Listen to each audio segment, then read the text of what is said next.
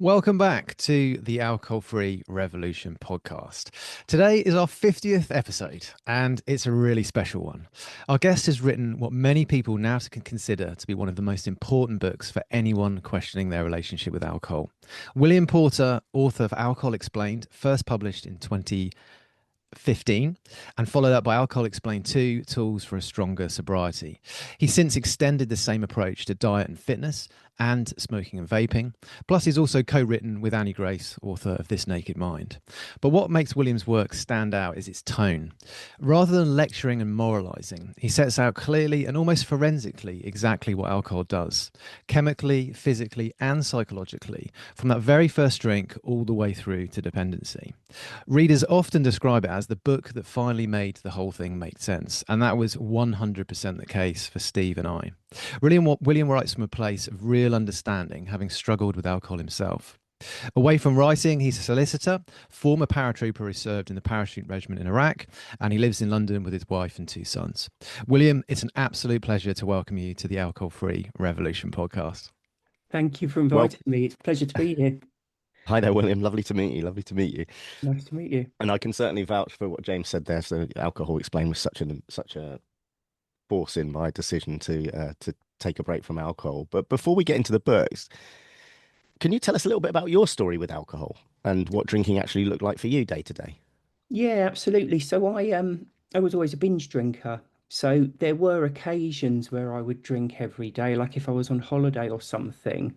But mainly what my drinking week would look like is drinking Friday and Saturday, feeling a bit rubbish Sunday, back into work on Monday, and then sort of catching up with work and then, rinse and repeat over and over again. But I think for me, I started using alcohol as a sort of a crutch for stress and difficult situations, which is all well and good until you have lots and lots of stress and it's almost like never ending. Mm, Then you're just almost constantly drinking. So, towards the end of my drinking, what it would look like is I'd start drinking probably Friday afternoon at work into the evening. I'd fall asleep, maybe get 5 hours or so of call it on sleep or unconsciousness or whatever, and then I'd wake up sort of early hours in the morning, riddled with anxiety and feeling pretty awful. So I'd have some more drinks to get back to sleep, and then wake up in the morning and almost just drink through the day because I'd been a bit of a mess anyway, and a couple of cans sneaked in here and there just to sort of get me through the day. And it was in 2014, early 2014, where the wheels really started to come off because the problem is you drink Saturday, you feel rubbish Sunday, back to work on Monday is great until you factor in Sunday drinking. mm, You're feeling rubbish on a Sunday. The thought of a couple of drinks at lunchtime feels very alluring and also kind of harmless because, oh, it's just a couple of drinks at lunchtime, I'll be fine for the next day. But of course, it doesn't work that way and you end up drinking more. And then very short step to then ringing in sick on Monday because you're waking up in no fit state for work.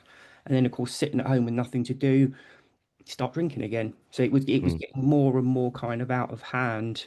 So that's pretty much where I ended up in February 14. Mm. And was that a specific kind of moment and turning point that when you realized that your relationship with it had to change? Had you kind of addressed it before? Yeah, absolutely. I kind of got to the point. I remember waking up and thinking, I can't keep doing Mm, this. Just can't. I because I think one of the benefits I had, but because I was a binge drinker, I knew that in a few days I would start to feel better and better and better, which was the thing I kind of clung on to. And at the time, I think my thought it's so riddled with anxiety and lack of sleep and all the rest of it, sort of a bit of a mess. But I think all I was holding on to is just don't drink. You will start to feel better after a few days. mm, Although my mindset at that point was I'm not particularly extroverted. In fact, I'd say I'm quite introverted. So social occasions are always a struggle for me. I don't sit easy with small talk. So alcohol was the thing that um, allowed me to socialize really. mm, So I mhm, Mm. kind of at that point my mindset was I cannot keep doing this. I have to stop. But unfortunately, I'm never going to enjoy a social event or a holiday or Christmas quite the same way ever again because for me it was the alcohol that made those occasions.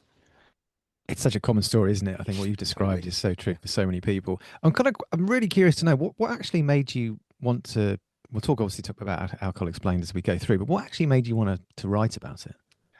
So I had read Alan Carr's smoking book when I was a teenager, and I was fascinated by his approach generally to addiction. And obviously, he started with smoking, but then branched out into all sorts of different things.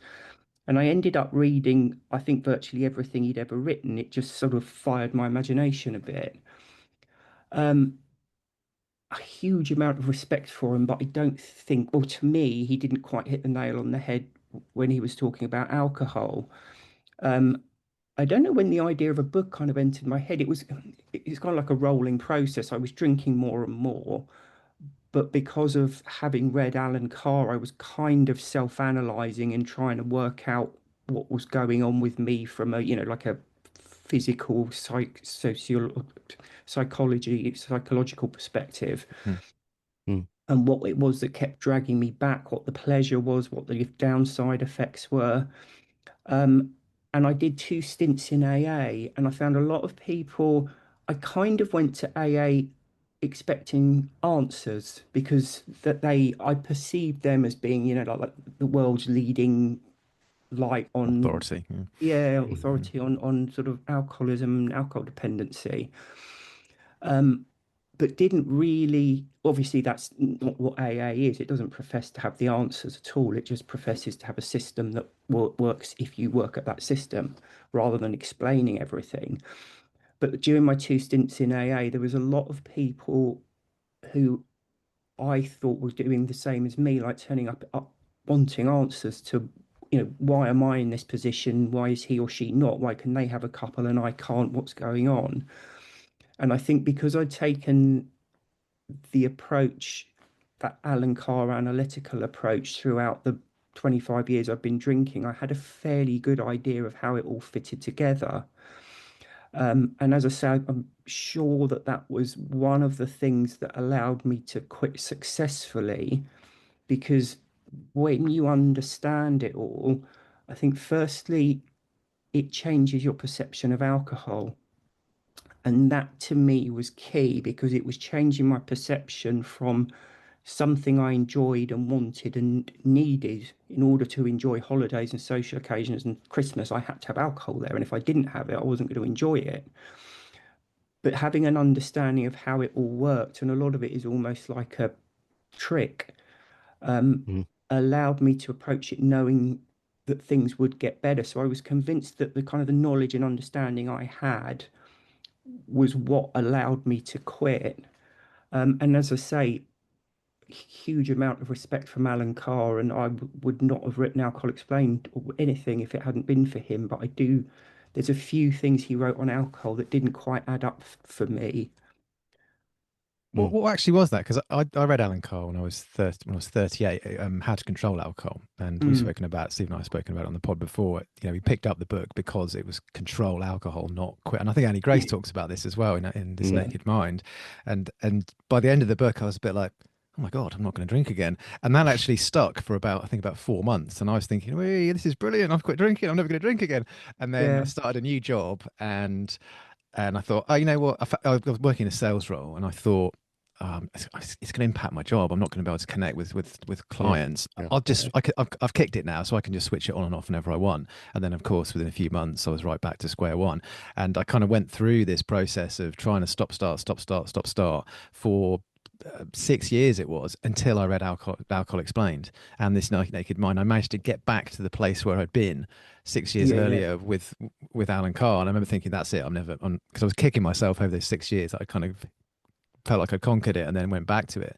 Back But to it's it. everything Yeah. you're talking about with regards to AA. I think a lot of the people that we talk to that we help, AA just doesn't resonate because it's very much that far end of the spectrum. Like, whereas I think what you've managed to do so incredibly successfully, and I think it's helped people like Steve and I, find a niche within helping people as well, because it's working with people who don't identify with the alcoholic label. It's middle Mm, lane drinking, it's relatively normalized drinking, but just it feels like there's nothing there for those people Mm. until something like Alcohol Explained came along. Mm, mm, Yeah, no, absolutely. Well, so just so the things that Alan Carr wrote that I kind of just it just didn't tally up with my own experience. He said that there's no physical withdrawal from alcohol in the same way there is with nicotine. And that was really not my experience because I knew when I woke up after drinking heavily, I had a huge amount of anxiety and kind of understood that that was the process by which my brain was counteracting the sedating effects of the alcohol. And, when you drink, your brain releases cortisol, which is a stress hormone, and adrenaline, which is obviously a huge stimulant. Hmm. Um, and so it didn't quite feel right, that aspect. And the other thing he said was when we start drinking on a particular day or evening or whatever, the reason it's hard to stop is because alcohol dehydrates you, so you become thirsty and drink more. And mm. that just didn't resonate to me. I can't remember a single time that I'd had a few beers and I was having another one because I was thirsty. I felt like I was chasing a kind of feeling of relaxation that was constantly slipping away. So, I mean, it was nothing massive, but I think those two things, like I say, they didn't resonate particularly well with me. And I thought there was probably a bit more to it than that. It's really interesting hearing you say that and going back because obviously it's a lot of that's led through your own experience with alcohol and obviously without question there's lots of there's lots of research that's gone into the book and what have you, but it almost seems like it's trying to find those answers for yourself. And actually, you mentioned there about AA. I mean, myself and James have been alcohol free coming up on, well, I'm coming up on 5 years, and James a couple of months behind that. But going back to that sort of 2015 as well, in terms of my job, I was right in the middle of it as well, and I was in hospitality, so it was literally the thought of stepping away, and it was operations as well. So we're kind of entertaining wine suppliers and everything else. The actual thought of stepping away from alcohol was just beyond belief. And coming back to what you're saying there about AA, people there looking for answers, it seems to me that that sort of time around 2015 was that shift, and books like yours started to give those answers. And what I love about Alcohol Explained is there's nothing whatsoever preachy about it, and it's beautifully written, and it's facts. I mean, did you have any inkling about the impact it would have?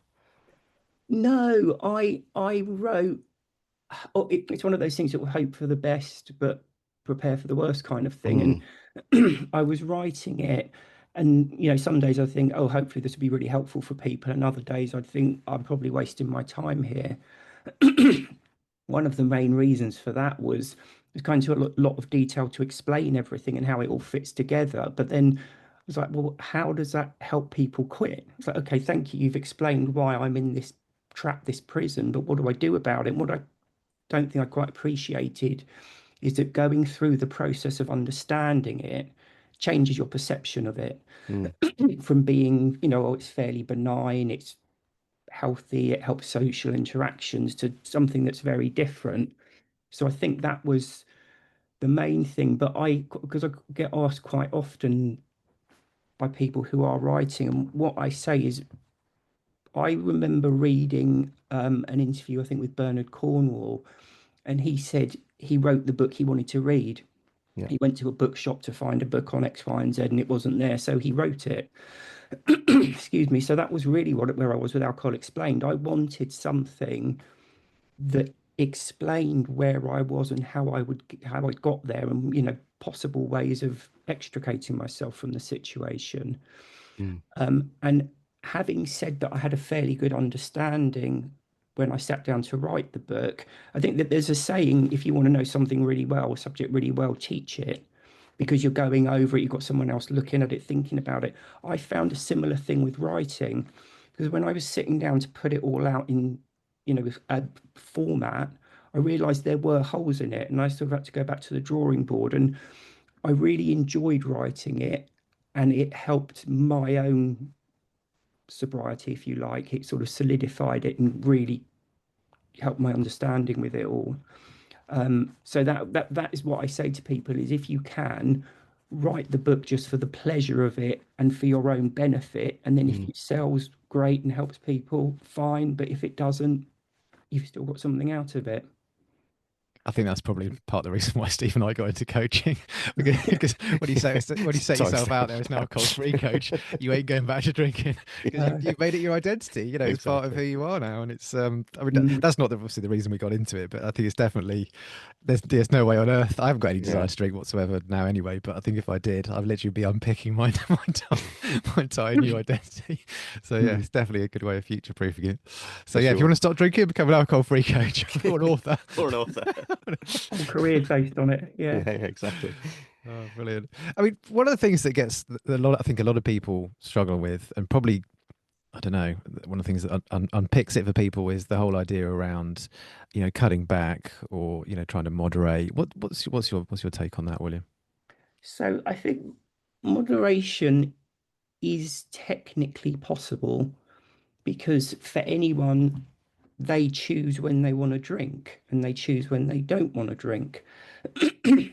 So at a really basic level, it is conceivable, but I think the problem is that's not how addiction works.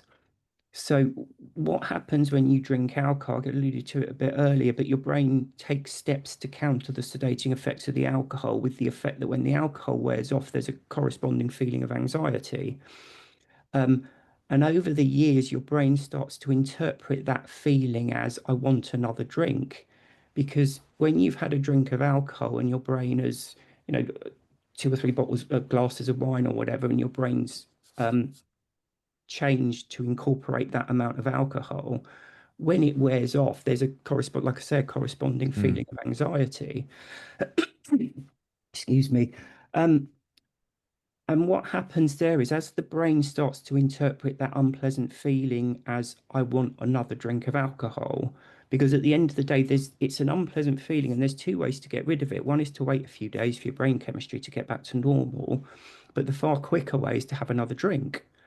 So over the years of doing that, your brain starts to interpret that feeling as I want another drink, which makes that there's a huge amount to say on moderation, but to my mind this is one of the big things. Is it's incredibly difficult when you cross that line, because every time you have a drink it wears off and creates the desire for the next one.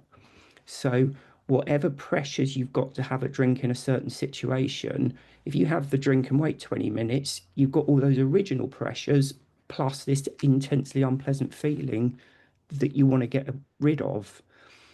And I think another thing with moderation is, for me, the key to quitting was not wanting alcohol anymore. It wasn't resisting temptation, it was to not be tempted. Mm, So to see this thing in a way that just I have no desire to go back to it. To my mind, I think if you're looking at moderation, there's already something that isn't quite right because you want to drink. mm, So, and again, everyone has to have their own journey, do their own thing, work their own path. But for me, I think it's inherently problematic to moderate. That at the end of the day, whatever drug you take, your brain becomes tolerant to it, and you need more and more to get the same effect. Okay, mm, that's a simple thing. So if year one of your drinking, you're all right having two or three beers, and year 10, you want five or six, there's no easy way to cut back because you're getting the same result. That feeling of relaxation or whatever that you got from one or two beers, you then need half a dozen a few years down the line to get it. mm, mm, So I think for me, it's inherently difficult. And I think one of the things I kind of learned with people is when people get to the stage that alcohol is causing them a problem, they're really in an unpleasant situation because on the one hand, they know it's causing problems, hangovers, days, hours of productivity, lost arguments with partners, financial, whatever that may be. But on the other hand, they spent the last 15, 20 years as this being the center of their life. Everything's based around it, like me, the mm, holidays, the Christmas, everything. So they're in this deeply unpleasant situation of desperately wanting something, and also needing to stop it. And it feels like a bit of a rock and a hard place. So moderation is often perceived as the kind of the middle ground of that. I don't have to stop completely, Hmm. but I'm going to cut back to such a level that it's not causing the negatives. But I think the problem with that is it misunderstands the reality of moderation, Mm, because not for everyone, but for most people, particularly those who are sort of veering into that grey area, um, the alcohol becomes something that they really need to have. So with moderation, it's often the perception of what it ought to be is not the reality. Because when we think about moderating, what we're thinking about is, I don't really want to drink, but I turn up on this special occasion. It's a wedding. I have a glass of champagne. I enjoy it. Gives me maybe a nice buzz for 10, 15 minutes. And then I forget about drinking for the entire rest of the day. So that's what you're aiming for, but it just doesn't work that way. You're constantly thinking about it, constantly haggling with yourself. Is this one of the occasions where I allow myself to drink or not? And having had one, it goes far too quickly. You then want another one just as badly, and it's this quite unpleasant place to be. You're fighting a constant battle over it, and I think that's the thing people need to bear in mind is the idea and the reality of moderating can be two very different experiences. yeah, I mean, it just doesn't work like that, does it? When I see, when I think about people I know that moderate, they are people that genuinely just have always managed to moderate, and that's their relationship with alcohol. Where, as someone who can take it or leave it to a point where they've never actually got themselves into that situation where they're always chasing that same feeling, if you know what I mean, that kind of those people from another planet that have a bottle of wine and make it last a month, and but I think that's the experience that I see so many times. It's that often people say that maybe I've got an addictive personality, which I know now kind of comes up as not something that necessarily exists. What's your views on that? Do you see when people say that they have an addictive personality? So my take on that is you have to take a drug to become addicted to it. So there's no personality type that necessarily makes you keep taking drugs. For me, that propensity to quit one drug, and this is what people are talking about. So I'm drinking and smoking away merrily, and I cut the cigarettes out or vaping or whatever, and I find I'm drinking more, so I cut back on drinking or quit drinking, and then I'm hitting the coffee or the whatever, and they sort of limp from one thing to the next. But for me, that's not a personality type. That's to do with learned reactions to situations because we are brought up in quite well, it's alcohol centric, but kind of drug centric as well, because it's very normal. You have a bad day at work or an argument with a partner, you have a beer or a glass of wine to take the edge off it, and that's seen perfectly normal. But what you're really doing there is consuming something to change how you feel. Mm, So your go-to reaction when anything bad happens is to reach for something to consume to change how you feel. And that can be nicotine, alcohol, weed, fast food, whatever it is. That, to my mind, is what causes that, what appears to be an addictive personality, because people are just jumping from one thing to the other. But it's actually just a question of choosing coping mechanisms that don't involve consuming something to change how you feel. And again, that was one of the things I didn't really even do it on purpose, but I found exercise to be hugely beneficial because it makes you feel better, and you don't have to consume a drug or something to take it or to you make benefit of it.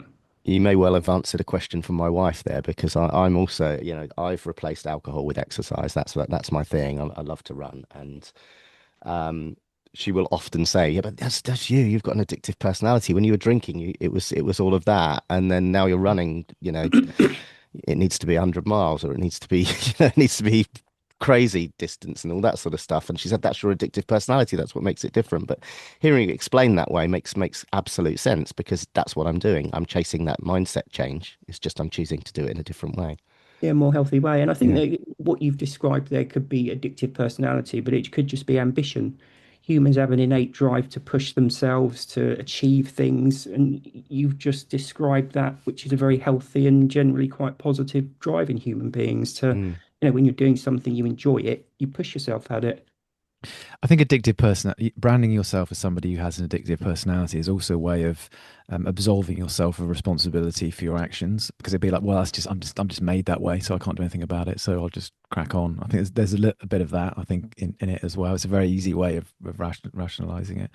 I think I just wanted to go back to what you were saying about moderation earlier. And actually, something that Steve said is one thing I do see an awful lot is what do you mention with regards to people almost kind of want their cake and eat it. They appreciate they're drinking too much, but the idea of sort of stopping for good, this idea of forever, I'm never going to drink again, is just terrifying to people, which I can completely understand because it's just such a huge concept. Whereas moderation almost feels like it's a middle ground, and we look around and we see people who can take it or leave it. But I think with most people, the term that you hear a lot is "I've got no off switch," because once I have that one drink, and one of the things I know you talk a lot about in the book, William, is around the prefrontal cortex and how that's impacted by drinking. Could you just explain a little bit about how that works? Yeah, well, in respect to that off switch you were mentioning. Yeah, how people. So once you've had that one drink, Yeah, how it depresses the prefrontal cortex, and then you essentially the landscape of your mind's different because you've had yeah, that one. yeah, absolutely. So it goes back to the basic physiological reaction of alcohol is, like I say, your brain tries to counter the sedating effects by lots of different ways, but essentially becoming extra sensitive so it can work under the sedating effects of the alcohol. And then when the alcohol wears off, um, it creates kind of an unpleasant feeling. So for every action, there's an equal and opposite reaction, right? So whatever dulled, relaxed feeling you get from an alcoholic drink, there's a corresponding feeling of anxiety when it wears off. Now, there's lots and lots of reasons in life why we might not feel particularly good. We just had a bad night's sleep, or we've got problems at work, or it could be a million things. And most of the time, we just get on with it. We have no choice. You don't feel particularly good, but you just keep plodding through the day, and that's what happens. So, for usually quite a few years when we start drinking, that unpleasant feeling is there, but we doesn't brain doesn't just you just don't react to it. It's just there, and you get on through the day, and eventually the day ends, and you start to feel a bit better, and it's all fine. But when you're repeatedly drinking, particularly on consecutive days, your brain starts to learn that, like I said before, that unpleasant feeling that's kicking in can be relieved by another drink. And when you cross that line, it's learned behavior. And what's learned cannot be unlearned. Because at the end of the day, it's true. When you have that unpleasant feeling, it's a very superficial and potentially very damaging way of dealing with it. But the quickest way is to just have another drink to fill that gap. Mm, Um, so when you cross that line, like I say, every single drink wears off, leaving the desire for the next one. And that's when it becomes inherently difficult to moderate. And I think I agree, Steve, with what you were saying. The people I come across that are successfully moderating don't, I don't think they really enjoy alcohol. They don't particularly like the effect or the taste or either, and they'll happily just have a glass of wine and it will sit there all evening. mm. That, to my mind, that's not necessarily, well, I suppose it is moderating, but it's kind of cheating, isn't it? It's like, Yeah. but I remember my mum telling me that my nan used to have a cigarette once a week. This sounds very odd, but if you're not having it all the time enough to get addicted to it, you can absolutely sit on the periphery that whole time. Yeah. But I Yeah. think what people forget is they're not particularly enjoying it. They're not sat there loving this single glass of wine. If they did love it, they gulp it down and have another one. Well, I think people who can moderate are people who haven't gone that far down the road. Yeah. But and this is where I think people think that, well, I could, why can't I just be like that person and just be able to moderate? But you have to back right the way back up the road you've gone down, whereas that other person hasn't gone down that road. If you know what I mean. Yeah, And absolutely. it does feel like a trap.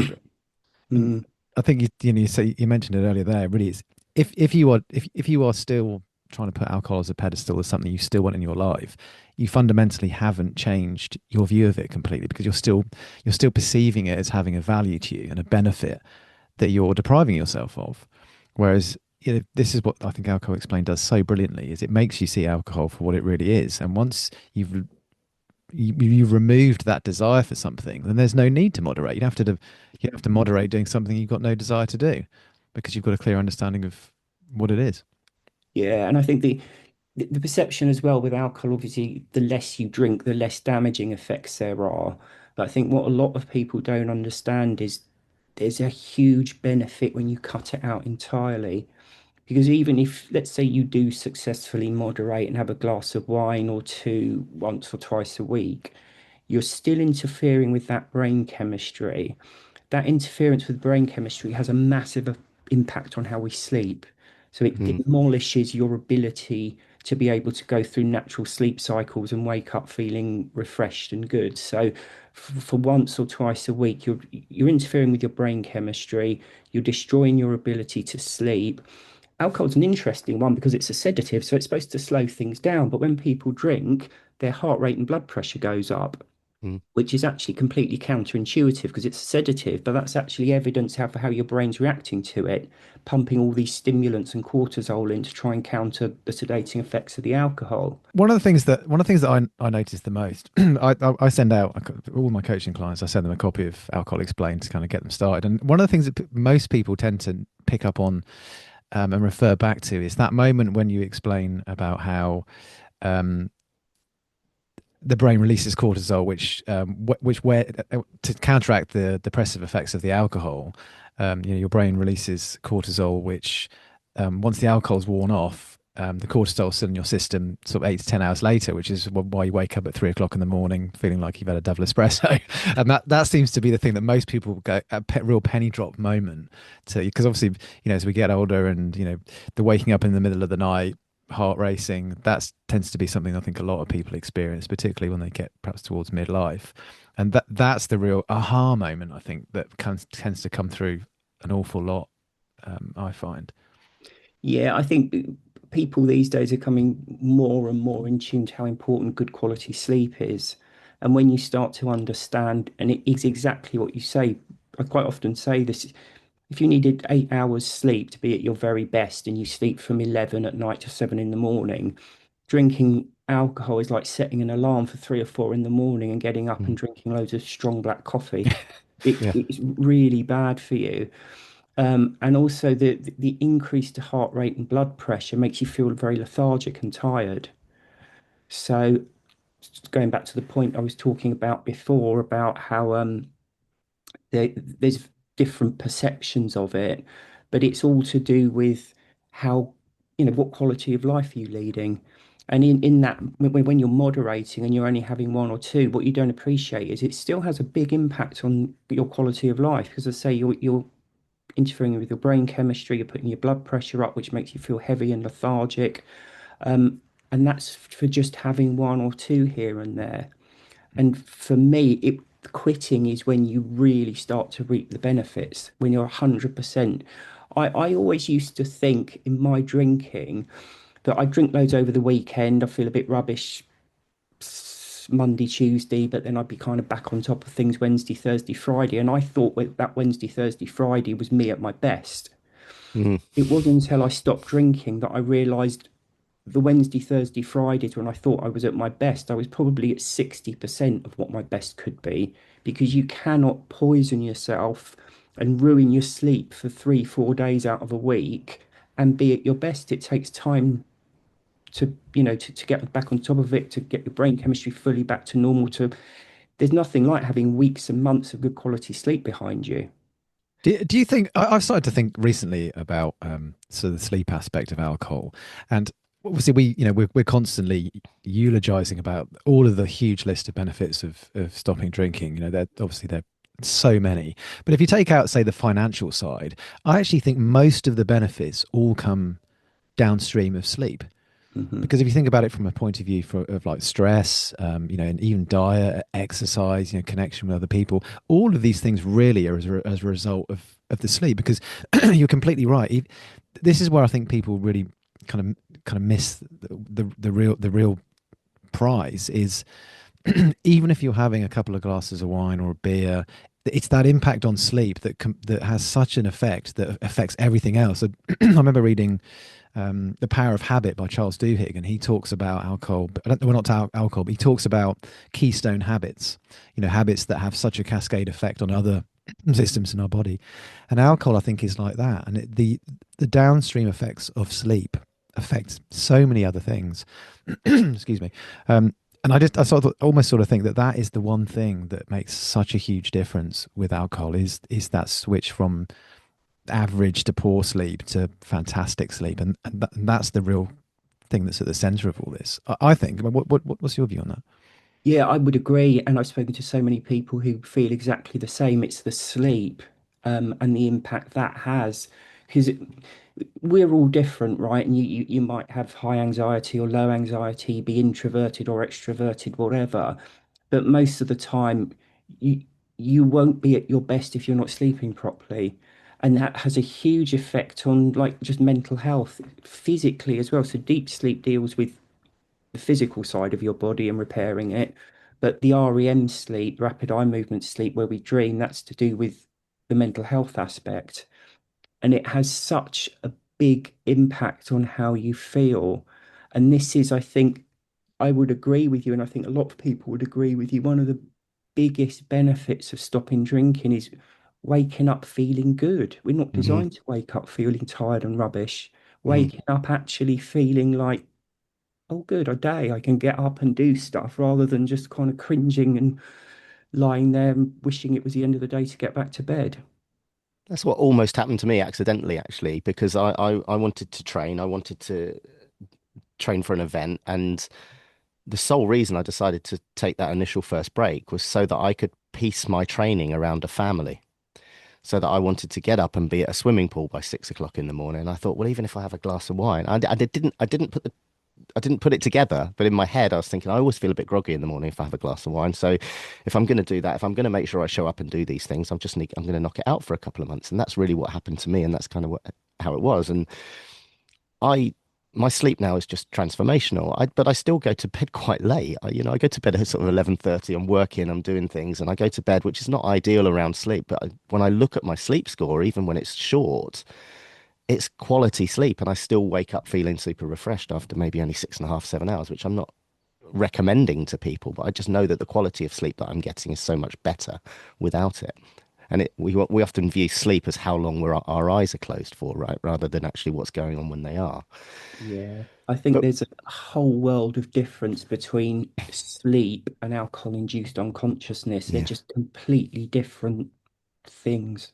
a lot of people, and I know we've kind of alluded to it a little bit there in terms of the way that the brain works in that situation, but I think the biggest stumbling block for people is that they always think when I'm going to give up alcohol, I'm giving up the fun part of my life. I'm giving up whatever that job alcohol is going for, that's relaxational. And the biggest one, of course, is that socializing. And I typically coach men around that, where that kind of Mm. I think it's reduced a lot over the last few years, but that kind of peer pressure around the pub, and I'm going to be the only one that's not drinking, and that misconception around that. How do you typically respond to that? And if someone's in those early stages, what kind of advice would you give around that? So it's going to be different for everybody, but my one of the key things for me was to have an exit strategy, because I've found it was when you're out with people drinking, it's okay to begin with, but after a couple of hours, when the alcohol starts to kick in, it becomes difficult purely because they're taking a drug and you're not. So there's no meeting of minds, just, Mm, you drift sort of drift apart. So I would try and avoid sit down meals, things like that, and just try and leave when I could. And I think that took a huge amount of pressure off because if you're going to a social function and you've not been to a social function without drinking since you were a teenager, it's hugely intimidating. And I think it can be really useful if the first few times you do it, you say, I'm just going to go until I can't stand it anymore and just leave yeah. because it gets you there. And most of the time, I think people have stayed a bit longer than they thought they would. Yeah. Just like you remove that panic feeling by knowing you can walk out at absolutely any time. Mm, And mm, what, like, how, as I described earlier, I mean, when I quit drinking, it was with the mindset that I'm not going to enjoy social events anymore. So I avoided them like the plague, but there's some you can't get out of. And I'd sort of go along to them thinking 4 or 5 hours of just abject misery mm, and unpleasantness. But what would happen is obviously you're sort of chatting to people and eventually get chatting to someone, hopefully who's interesting or engaging, and then you sort of lose yourself in the conversation. Mm, And when you do that, time passes and you actually start to enjoy yourself. yeah. So that would happen. And I think, yeah, do you know what? I thought it was going to be awful, but actually there was half an hour, 40 minutes during whatever conversation or whatever activity where actually it was all right, wasn't that uncomfortable. And then, of course, when you do that, you kind of open the door more and more because you're turning up to these things increasingly hopeful slash relaxed, which means increasingly likely to actually enjoy yourself. Comes back to that learned behavior, right? It's Yeah, that's what you've learned all those years, and yeah, yeah, I absolutely. found that was the case, but it absolutely doesn't last forever. It's those Yeah, firsts, isn't it? It's those ticking those things off, and every time you've done it, you're yeah. relearning that behavior without the alcohol. Well, I think that's key. You're absolutely right. You're relearning it because we all socialized as children without alcohol, and we Yeah, did it, yeah. and it's only when you introduce alcohol that you lose the ability to socialize or enjoy socializing without a drink. Yeah, I think I really like what you said there about, at the beginning of the evening or wherever it may be, that first before the alcohol kicks in, you've got people who are connecting.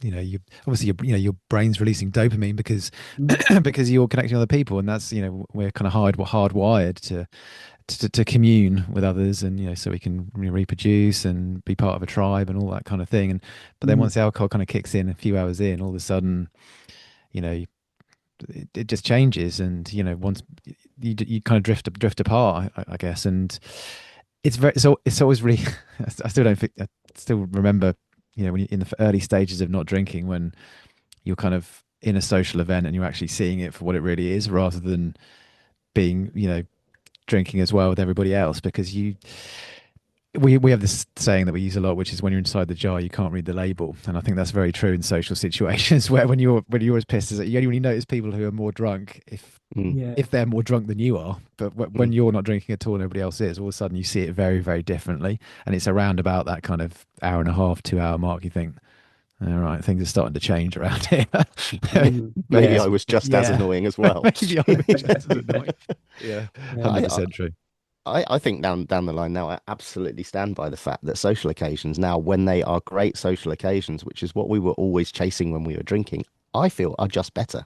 When I Mm. have social occasions, and I'm lucky enough to have friends that I've known since I was 5, 6 years of age, that connection's always been there. Why would I be trying to have alcohol to raise that connection when actually, when I have those moments and those evenings out with those guys now who still drink, I have Mm. that connection, and it's just I just find those nights are the best. And there have been nights when I leave 1 or 2 o'clock in the morning, but I can just jump straight in my car and drive home, and it's absolutely fantastic.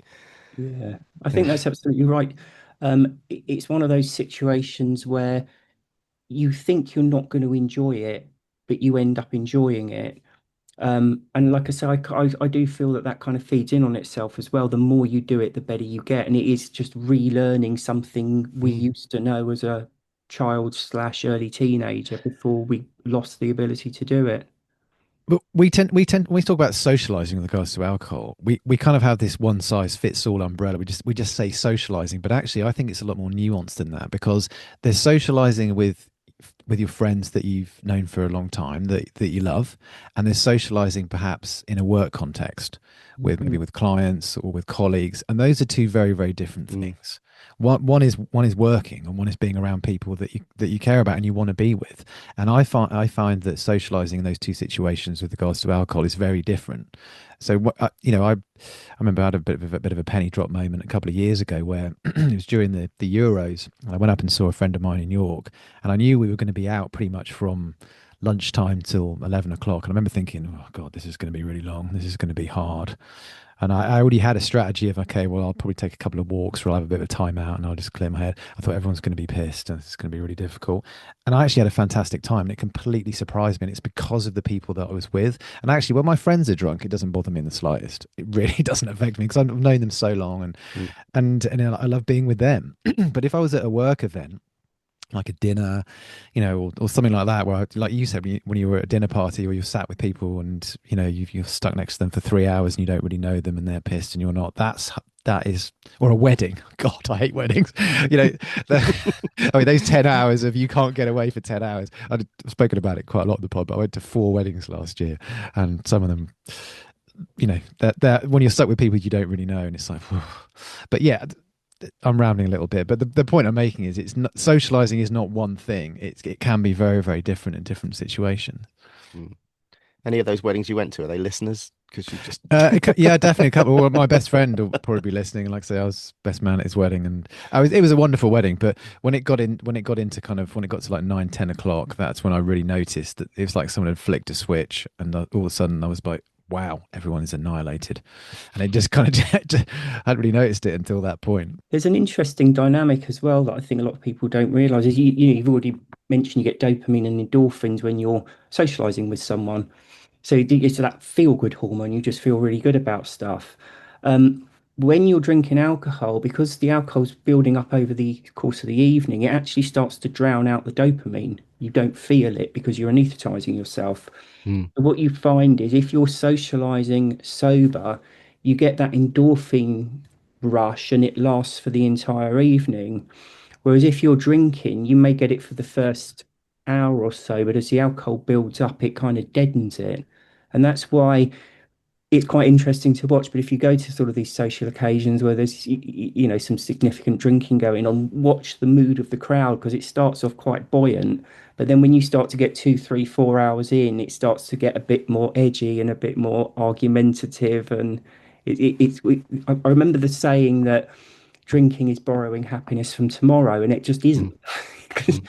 you can actually enjoy the evening more if you're not drinking because you're not deadening this naturally occurring feel-good hormone with alcohol. It, I'm just something's coming to my mind there, thinking of weddings, and I don't go to that many weddings now these days. My age, it's more likely to It's be funerals for you, retirement Steve. parties and funerals. But I thought I'd get in there before you, James. Um, but that's so true. If you think about a wedding now, who are the ones that are running around at 11 o'clock midnight that are actually having fun and not arguing or crying? The kids. It's the Yeah, kids yeah, that are I'm thinking of the old Peter Kay, the kids sliding across the dance floor on their knees. They're the ones that are having the fun. yeah. Everybody else is either crying or fighting or arguing or passed out in the corner, typically, from my experience anyway. Mm. Yeah. In terms of the way that society treats alcohol versus other drugs, what do you think about that as kind of how it fits in as a kind of bit of a blind spot culturally? Yeah, I think it absolutely does. I think we are seeing a change. Going back to what we were talking about before, back in like 2015 when the book was published, there wasn't really much out there apart from AA. Mm, And I think the approach was very much, do I have an alcohol problem? Am I inverted commas an alcoholic? If yes, quit completely and spend the rest of my life in recovery. Or if no, just drink a bit less, try and make it a bit more sensible. mm, Whereas now it's completely different, and it's what is this substance actually doing to me? What are the benefits? What are the downsides? And is it worth me keep doing it? And I think for the vast majority of people, when you get under the skin a bit, you realize it absolutely isn't doing what you thought it was, and it's causing a lot of downsides that you weren't even aware of, mm, like the increased anxiety and the poor quality sleep and all the rest of it. mm, So I think we're seeing more and more people, grey area drinkers, choosing an alcohol-free lifestyle, and even some moderate, by any standards, moderate drinkers deciding to give up alcohol completely just as a healthy lifestyle choice, and not even healthy from a longevity perspective, but a here and now. How am I going to enjoy my life as much as possible now? It's not about, will I stop drinking and be miserable for a few years, but get an extra 5 years on the end of my lifespan? It's just not it at all. It's about enjoying the here and now. mm, And I think that's the change. I kind of see it almost analogous to cigarette smoking, in that it's sort of, I don't think it will be exactly the same. It's too deeply ingrained in Western society, but it's definitely being pushed to the periphery more and more. There's more and more alcohol-free options, more and more alcohol-free mm, societies. Talking about what you were talking about before, it's intimidating if you haven't socialized without a drink in your hand for like a third of a century or something to suddenly turn up and do that. Whereas 15 years ago, you had to go. But now there's social sober meetups all the time, so you could Yeah, actually have your first few experiences of not drinking among other people who are not drinking. yeah, Mm. yeah, Yeah, it's been quite well talked about in terms of the demographics around drinking now, and how younger people are drinking like way less, and actually it's our generation that are drinking way more.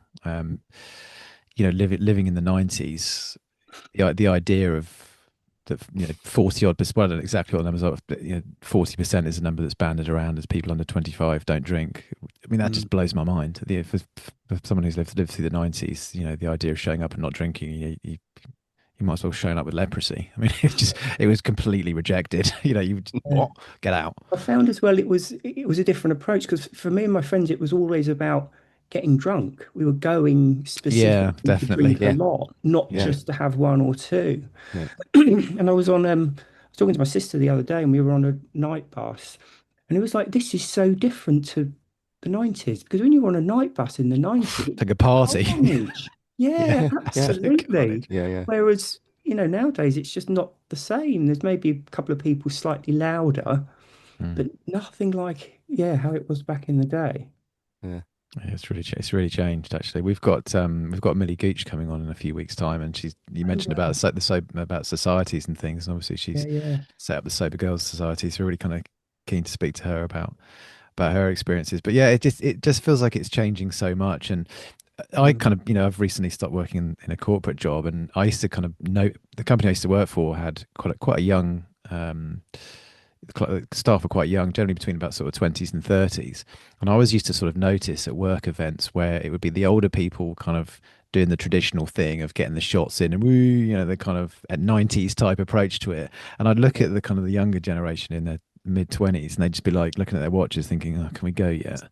And I just think Exactly. people of our generation don't necessarily really even recognize that Yeah, the shift is so massive yeah, Mm, in society. And most people just sort of think that nothing's really changed. But perhaps that's an overestimation because a lot of people are doing dry January now and taking breaks, which never would have happened mm, 10 years ago. But it's really fascinating to see how that shift's playing out and how much further it can mm, go. And you mentioned, I think, before we hit the record button about alcohol being on a slightly different track to cigarettes, but definitely maybe we are 15 years behind smoking. I don't know. It's going to be interesting to see where it goes. mm. mm.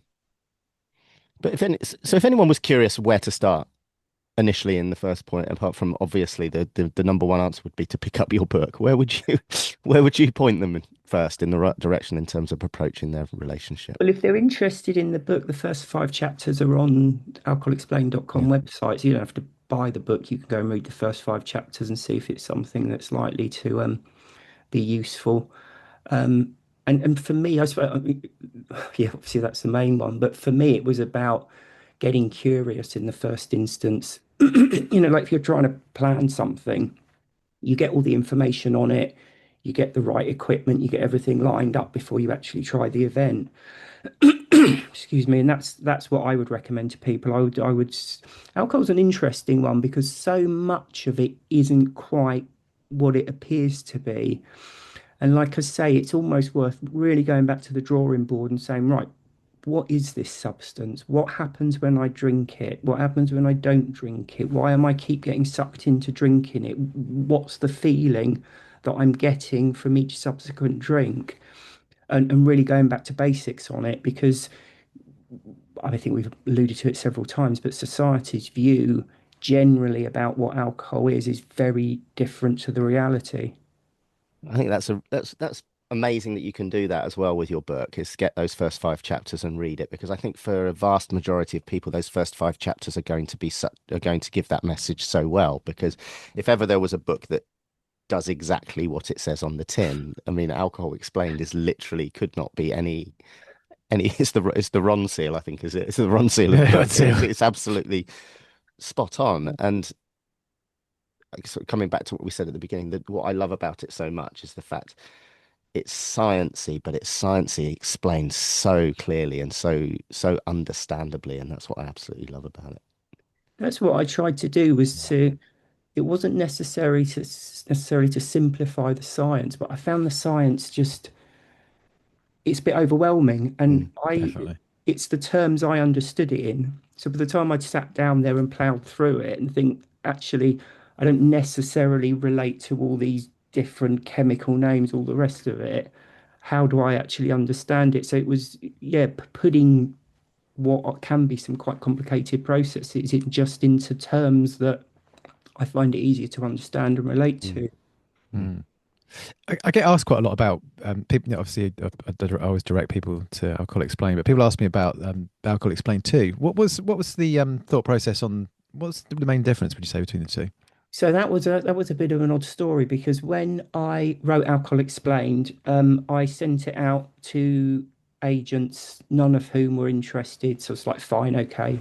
Going back to what I'd said before, I enjoyed writing the book. It did me good. If people aren't interested in it, fine. So it kind of just like gathered dust for a bit. And then I learned about Kindle Direct Publishing. So you just need a Word document, you Mm, upload it to Kindle, and it's available for people. So I did that.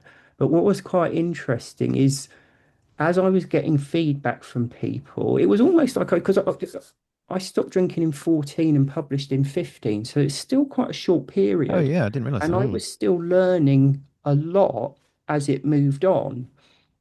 And obviously, the book was then putting me in contact with more and more people who were stopping drinking or curious about stopping drinking. So I was talking to people, explaining things in different ways. So the book became kind of like a living thing in that I was, because it's just this Word document you upload, Mm. I was constantly going in and changing stuff and changing chapters and adding stuff in and taking stuff out. So it was kind of like evolving, if you like. But then a few people asked about an audible version. So it was like, mm, fine, there was enough people asking for it that I sorted out the audible version. But the problem is that kind of sets the book in stone at that point mm, because you can't just go and re-record the book every time you make a minor amendment to it. So I thought, well, fine, what I'll do, I'll leave it here and I'll continue. So all of these kind of additional things I was blogging about. So blog posts turned out to be just like new chapters in the book. But what I thought I'd do is leave it a few months until I kind of slowed down or I got to a good place, and then I'd do like a second edition. So do it all at once, go back, rewrite it completely. But when I went back to do that, it was going to be ridiculously long because one of the things I wanted to do was to keep it short because when I read self-help books, I'm reading it to get somewhere, to achieve something. It's not like mm, reading a novel where the pleasure is in the journey. You want Yeah. it to last as long as possible. I would want to stop drinking or stop smoking, and I wanted to get there. So I was trying to keep it kind of short and concise. And I thought again, just writing the book that you want to read, me picking up a self-help book that was hundreds and hundreds of pages was not right. Yeah.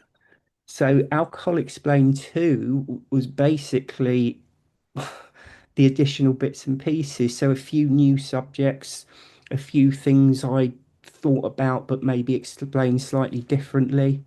So it's kind of hard to pin it down. It would have been, I suppose, part of the original book in other circumstances, but it just, like I say, didn't really work out that way. mm. One of the things that I really remember from Alcohol Explained too, but I think it's actually in Alcohol Explained one as well, is when you talk about fading effect bias. I think that's Yes. really, really, I think most people, unless you kind of signpost that to people that this is something you should probably look out for, I think that's something that people miss. Would you mind just explaining a little bit about fading effect Yeah, bias? no, absolutely. Yeah, because it's hugely important, I think, and really interesting. So, fading effect bias is a psychological process whereby we humans have a tendency to look back on past events more positively than when they were actually happening. So, we look back, we tend to remember more focus on the good, less focus on the bad. It's universal, which is really interesting. So it's not just like Western thinking that creates it. It's absolutely universal throughout the human race. Prevailing theory about why it exists is it just helps us to maintain a more positive outlook on our lives because we look back, and it's more positively. It's really nostalgia, though, the Mm. good old days, that kind of thing. Mm, Um, and it's great because, yeah, it allows you to maintain a more positive outlook. But when you really come unstuck with it is drinking and drug addiction because as the years go by, the bad part of our drinking experience fades and the good part remains.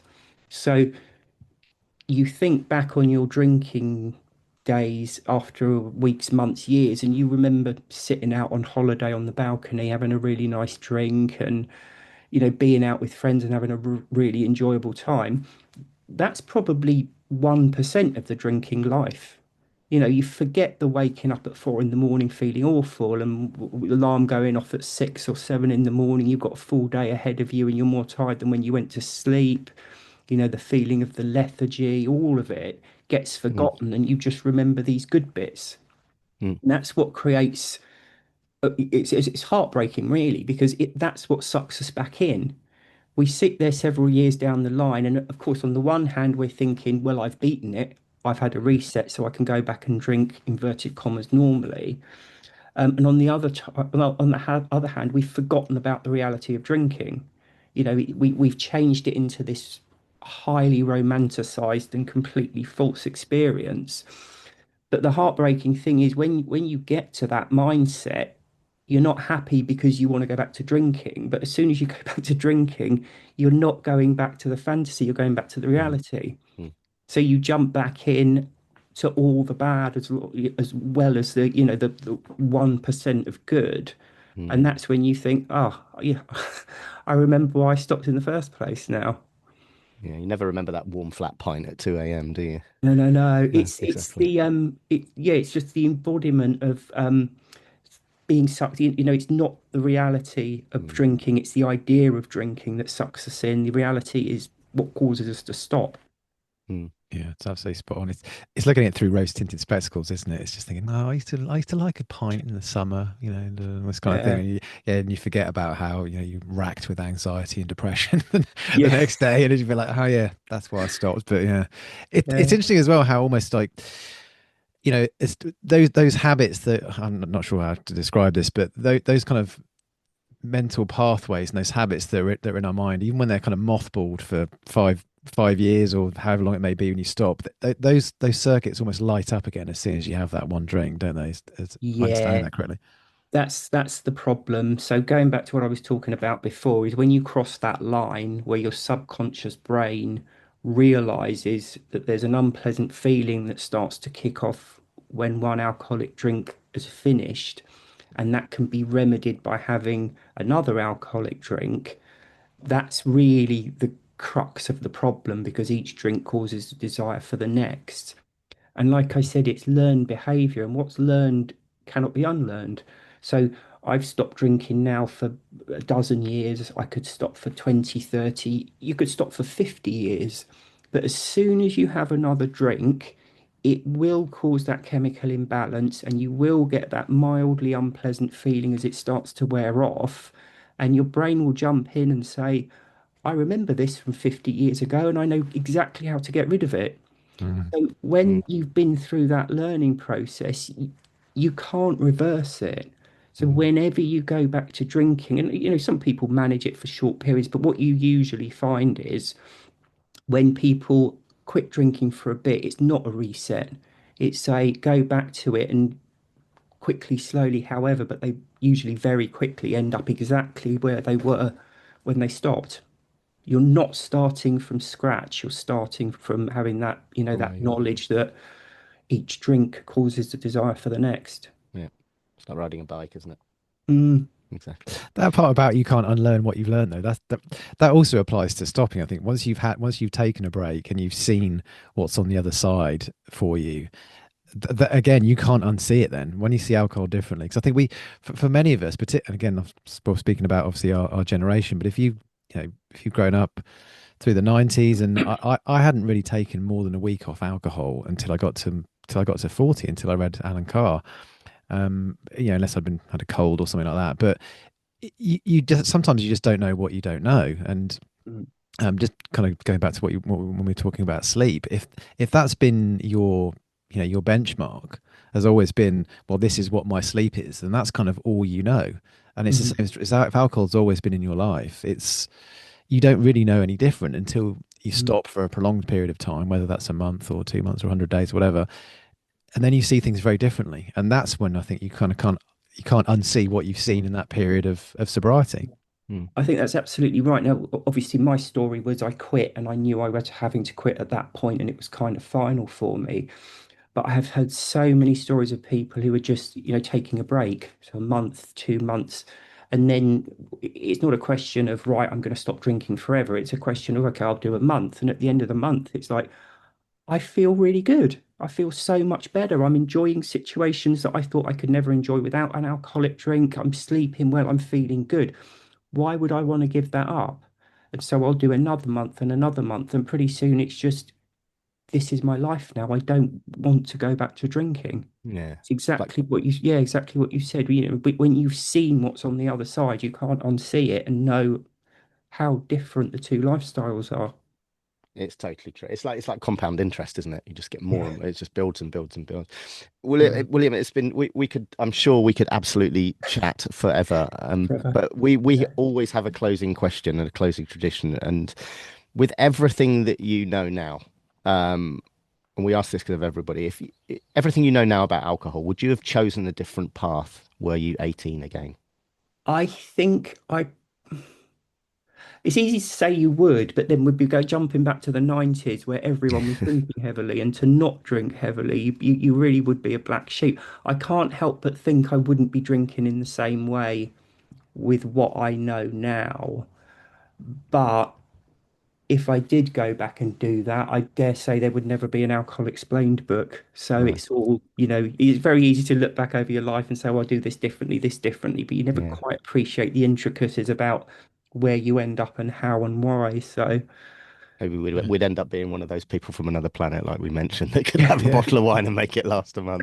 yeah, For But you're right. sure. It's made you who you are. You wouldn't, Exactly. you wouldn't, you're somebody who's hugely respected for what you've done and what you've contributed to the world. And I think, and that wouldn't have happened if you hadn't have drunk on yeah, anything. So it's Yeah. yeah, wonderful. Well, fantastic.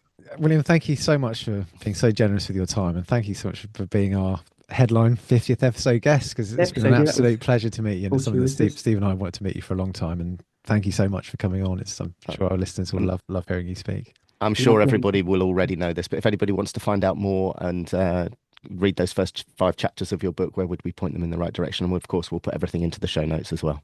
Yeah, so it's alcoholexplained.com. Yep, And perfect. then there's links there to Instagram, and there's a Facebook group and all sorts. So that's the best place to start.